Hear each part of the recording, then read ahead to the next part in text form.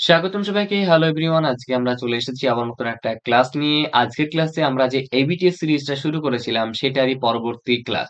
অর্থাৎ ইতিমধ্যে আমরা কিন্তু জীবন বিজ্ঞানের দুটো ভিডিও আপলোড করে দিয়েছি যেখানে আমরা বিস্তারিতভাবে একটা সেটের এমসিকিউ এবং এসএকিউ সমস্ত ধরনের যে 36 নাম্বার হয়ে থাকে সেগুলো কমপ্লিট করে ফেলেছি। তো আজকে যে ভিডিওতে আমরা যেটা শিখবো সেটা হচ্ছে 79, 80 এবং 81 অর্থাৎ ৭৯, ৮০ এবং ৮১ এই ৩ টে পেজের সমস্ত প্রশ্নগুলোকে আমরা সঠিকভাবে পড়বো, বুঝবো এবং তার সমাধান করব। তো আমি সুজন শেখর এসেছি তোমাদের সঙ্গে তোমাদেরকে এই জার্নিতে তোমাদেরকে হেল্প করতে।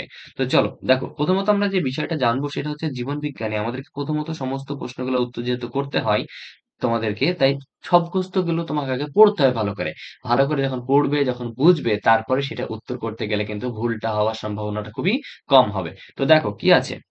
বলেছে বিভাগ ক এ বলা হয়েছে প্রতি প্রশ্নের সঠিক উত্তরটি নির্বাচন করে এবং ক্রমিক সংখ্যা সহ লেখো। অর্থাৎ ক্রমিক সংখ্যা যেমন যেমন লেখা আছে সেই অনুযায়ী আমাকে লিখতে হবে। যেমন 1.1 এ যদি আমরা লিখি তাহলে এ যদি উত্তর হয় তাহলে এ উত্তর দিয়ে যেটা হবে সেটা লিখে দেবো। বোঝা গেছে? তার মানে প্রশ্নের নাম্বার, অপশনের নাম্বার এবং উত্তর এই সমস্ত কিছু যেন থাকা চাই এবং সম্পূর্ণ বাক্যে লিখতে পারলে সেটা তোমার জন্য খুবই ভালো হবে। প্রথম প্রশ্নে বলেছে সঠিক জোড়টি নির্বাচন করো। অর্থাৎ এই জোড়গুলোর মধ্যে একটা যে জোড় আছে সেটা কিন্তু সঠিক আর বাকিগুলো ভুল আছে।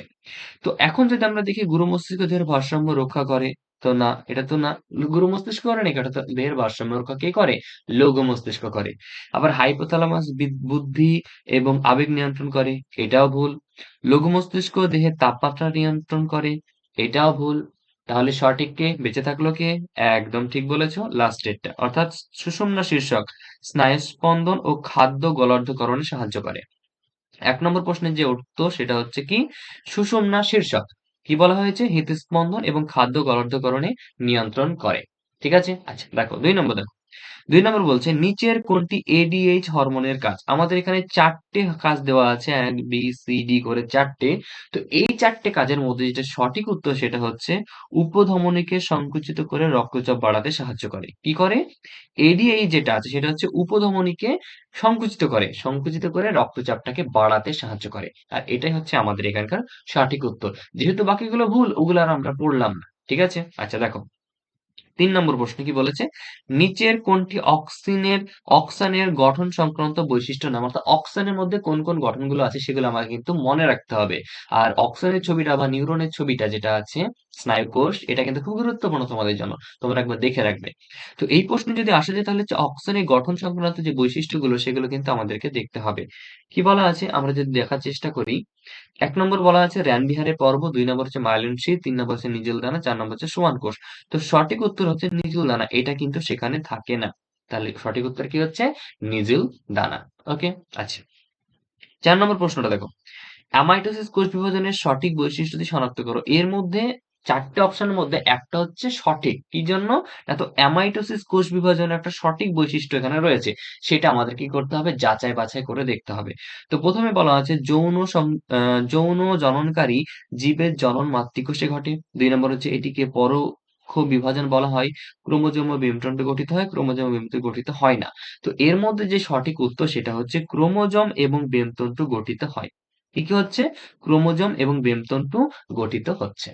সঠিক উত্তর আমরা পেয়ে গেছি। আচ্ছা দেখো ১.৫ এর প্রশ্নটা কিন্তু একটু লেন্থি দিয়েছে, মানে একটু বড় দিয়েছে। বাট তুমি যদি বোঝার চেষ্টা করো অবশ্যই পারবে। দেখো কি বলেছে? বাম স্তম্ভ, ডান স্তম্ভ মেলাও। মিলে তারপরে আমাদের এখানে যে অপশন গুলো আছে সেই অপশন গুলো তুমি এখান থেকে বাছাই করে লেখো। পরপর ৪ টে অপশন আছে এর মধ্যে কোনটা সঠিক হবে সেটা তুমি লেখো।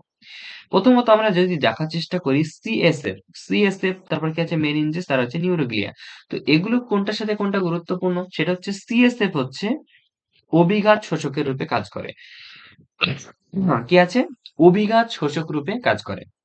মেনিনজেস কি জন্য? মেনিনজেস হচ্ছে কেন্দ্রীয় স্নায়ুতন্ত্রকে আঘাতজনিত ও যান্ত্রিক আঘাত থেকে রক্ষা করে। এবং নিউরোগ্লিয়া হচ্ছে মায়োলিন আবরণী গঠনে সাহায্য করে। তার মানে দেখতে পেলাম এ হচ্ছে ৩ নম্বর। এ হচ্ছে ৩ নম্বর। বাকিগুলো দেখো এ ৩ নম্বরে কোনটা আছে? না। এটাও নাই, এটাও নাই, এখানেও নাই।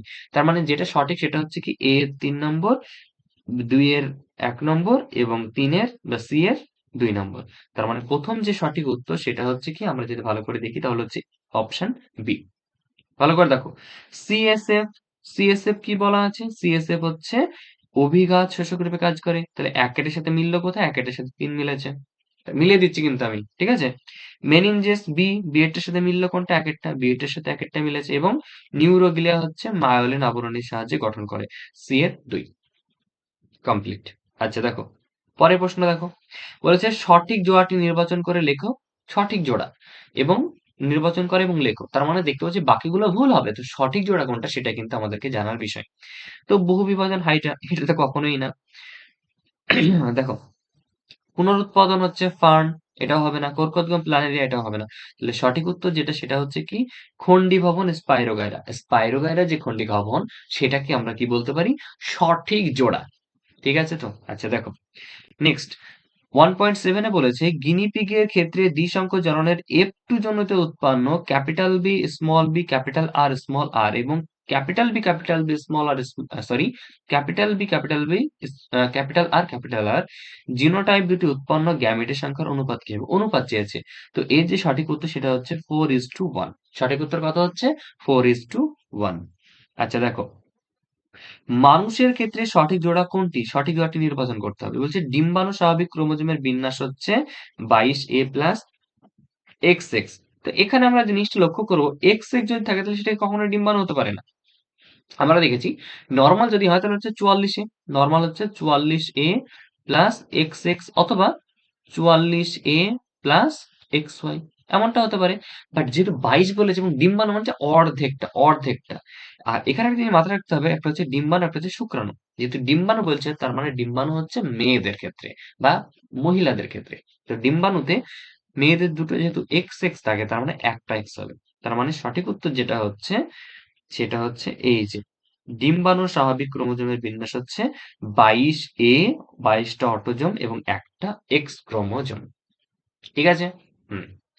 নেক্সট, হিমোফিলিক পুত্র এবং হিমোফিলিক পুত্র এবং স্বাভাবিক কন্যা রয়েছে এমন একজন পিতার সম্ভাব্য জিনোটাইপ কি কি হতে পারে? নিচের গুলো থেকে নির্ধারণ করো এবং সেটা হবে capital H, small H, capital H বার। ঠিক আছে? এই যেখানে দাগ দিয়ে দিলাম 4 নম্বর, ডি নম্বর অপশন, এটা কিন্তু হয়ে গেছে। আচ্ছা, 10 নম্বর বলছে আমাদের দেশে পার্থেনিয়াম একটি বহিরাগত প্রজাতি। এটি যেখানে জন্মায় সেখানে অনেক বিদেশি প্রজাতি জন্মাতে পারে না। দেখো, আমাদের দেশে কি আছে? বিভিন্ন রকমের প্রজাতি আছে। তার মধ্যে বিদেশ থেকে যদি কোনো প্রজাতি এসে অ্যাটাক করে বা বিদেশ থেকে কোনো একটা নতুন প্রজাতি যদি আসে, তখন কি হয়? ভারতবর্ষে সেই প্রজাতিটা ধ্বংস হয়ে যায় এবং বিদেশের প্রজাতির সাথে রাজ করতে থাকে।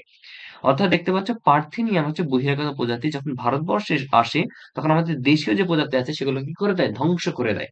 তো এই সময় ডারউইনের তত্ত্বের একটি প্রতিপাদ্যকে প্রতিষ্ঠা করে। এই প্রতিপাদ্যটি শনাক্ত করো। এই ঘটনাটাই কোনটা ঘটে? দেখো, আমরা সাধারণত বলতে পারি এটা হচ্ছে নতুন প্রজাতির উৎপত্তি ঘটেছে, নতুন প্রজাতি বাইরে থেকে এসেছে, বিদেশি প্রজাতি, বাট এটা কিন্তু নয়। এটা উত্তর নয়। উত্তর হচ্ছে আন্তঃপ্রজাতি সংগ্রাম।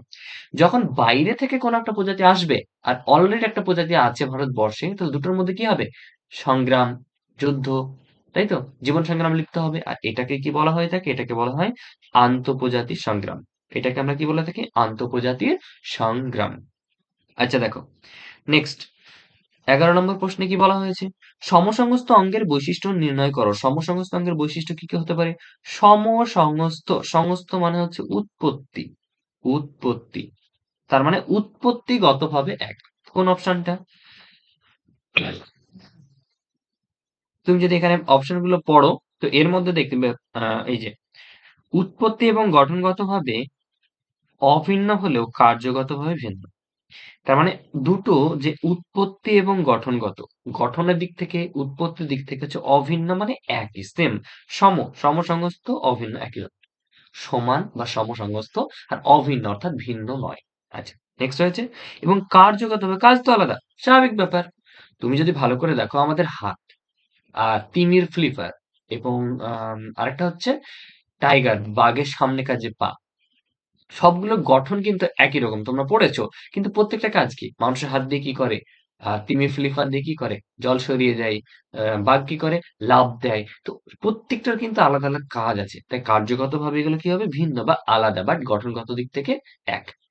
আচ্ছা, নেক্সট নেক্সট যদি আমরা দেখি 1.2 তে কি আছে, নিচের কোন প্রয়োজনের জন্য মৌমাছি ওয়াগল নৃত্য করে তা স্থির করো। ওয়াগল নৃত্য বা ওয়াগল নৃত্য এটা কিন্তু করে মৌমাছি একটাই কারণে, তা হচ্ছে অন্য শ্রমিক মৌমাছিদের মৌচাক থেকে খাদ্যের উৎসের অভিমুখে এবং দূরত্ব জানানোর জন্য। অর্থাৎ খাদ্যটা কোন অভিমুখে আছে, কতটা দূরে আছে খাদ্যটা, এই সম্পর্কে জানানোর জন্য যে নৃত্যটা পরিবেশন করে তাকে বলা হয় ওয়াগল বা ওয়াগটেল। ঠিক আছে, এটা মৌমাছিরা করে থাকে। ১.৩ যদি আমরা দেখার চেষ্টা করি কি বলা হয়েছে, বলছে নিচের কোনটি বায়োস্ফিয়ার রিজার্ভ সম্পর্কিত তথ্য তা নির্ণয় করো। বায়োস্ফিয়ারের জন্য কোনটা সঠিক? অপশন গুলো আমরা যখন পড়বো তখন প্রথম যে অপশনটা রয়েছে সেটাই হচ্ছে সঠিক উত্তর। কি? বাস্তুতন্ত্রের সংরক্ষণের জন্য স্থানীয় মানুষ এবং অন্যান্য জীব সম্প্রদায় সংরক্ষণ করা হয়ে থাকে। অর্থাৎ বায়োস্ফিয়ার রিজার্ভের ক্ষেত্রে, বায়োস্ফিয়ার রিজার্ভ যে পয়েন্ট, সেক্ষেত্রে আমরা দেখব বাস্তুতন্ত্র সংরক্ষণের জন্য স্থানীয় মানুষ এবং অন্যান্য জীব সম্প্রদায়কে সংরক্ষণ করা হয়ে থাকে। যেমন ওই যে বায়োস্ফিয়ার রিজার্ভ একটা পয়েন্ট তোমাদের আছে, কোর অঞ্চল, বাফার অঞ্চল, তারপরে হচ্ছে ট্রানজিশন অঞ্চল, একটা ছবি আছে দেখবে বায়োস্ফিয়ার রিজার্ভের ঠিক নিচে। তো এই জিনিসটা কিন্তু মনে রাখতে হবে। আচ্ছা, নেক্সট আমরা এবার পরবর্তীতে চলে যাই, কত নম্বর পেজ? পরবর্তী হচ্ছে ৮১ নম্বর পেজ। সেই ৮১ নম্বর পেজে আমরা যেটা দেখবো সেটা হচ্ছে কি, দেখো ১.৪ এ বলেছে নিচের কোন জোড়াটি সঠিক নয় তা স্থির করো। সঠিক নয়, ভুল। সঠিক নয় মানে কি? ভুল আছে। কোথায়? তো চোরা শিকার হচ্ছে গরিলার বিপন্নতা বৃদ্ধি করে। তো এটা তো একদম ঠিক। চোরা শিকারের কারণেই কিন্তু গরিলাদের প্রজাতির বিপন্নতা দেখা দিচ্ছে। ঠিক আছে, এটা ঠিক আছে। বহিরাগত প্রজাতি ল্যান্টানা এবং তেলাপিয়া। একদম সঠিক উত্তর। তেলাপিয়া এবং ল্যান্টানা ক্যামারা এগুলো সবই হচ্ছে কি বহিরাগত প্রজাতি। হটস্পট নির্ধারণ করার জন্য কি লাগে? স্থানীয় প্রজাতি এবং বিপন্ন প্রজাতির সংখ্যা। এই দুটো কিন্তু ম্যাটার করে। ওই যে 30% বনভূমি থাকতে হবে, এগুলো কিন্তু পয়েন্ট। কিন্তু তার মধ্যে স্থানীয় প্রজাতি এবং বিপন্ন প্রজাতি দুটোই কিন্তু থাকতে হবে। তবেই এটাকে আমরা হটস্পট হিসেবে নির্ধারণ করতে পারবো।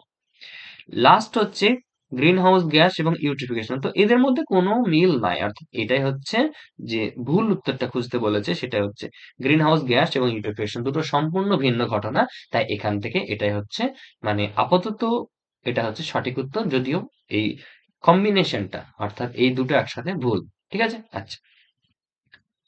নেক্সট, বায়ুতে পরাগরেণু, ছত্রাকের রেণু ও ধূলিকণার পরিমাণ হঠাৎ বেড়ে গেলে নিচের কোন সমস্যাটা হওয়ার সম্ভাবনা বৃদ্ধি পায় তা স্থির করো। কি কি? যক্ষা, অ্যাজমা, ম্যালেরিয়া, ডেঙ্গু। এই যে সঠিক উত্তর অ্যাজমা। অ্যাজমাকে বাংলায় বলা হয়ে থাকে হাঁপানি। কি বলা হয়ে থাকে একে? হাঁপানি। তার মানে আমরা পরপর কিন্তু এমসিকিউ প্রশ্নগুলো উত্তর পরপর করে ফেললাম। এটা ছিল কত পৃষ্ঠা? 79, 80 অ্যান্ড 81, তিনটে পেজের কিন্তু আমরা করে ফেলেছি। সুতরাং আবার পরবর্তী ভিডিওতে আমরা এর বাকি অংশগুলো দিয়ে বিভাগ খ থেকে শুরু করব। তো ততক্ষণ পর্যন্ত আমরা তোমাদের প্রিপারেশনটা চালাতে থাকো। ঠিক আছে, আচ্ছা, অল দ্য বেস্ট।